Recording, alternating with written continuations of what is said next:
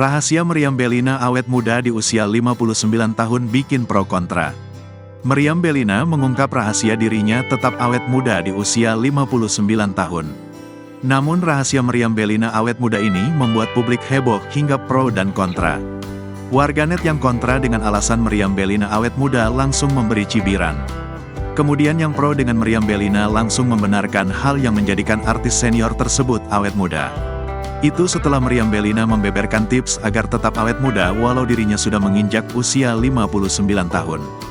Diungkap oleh Meriam Bellina, salah satu tipsnya adalah dengan cara menjauhi laki-laki. Menurut Meriam Bellina, berhubungan dengan laki-laki bisa membuat wajah menjadi keriput.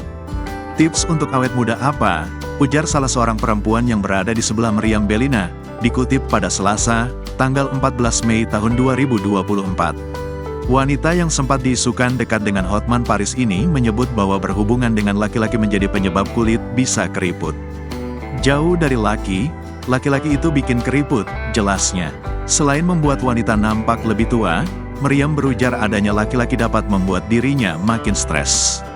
Susah stres, capek, bikin bete, imbuh Meriam Bellina. Potongan video tersebut sontak ramai banjir komentar netizen. Tante kan sudah dapat villa di Bali juga dari Om Panas, komentar netizen. Udah gak suka laki, terus pindah haluan gitu, ujar netizen.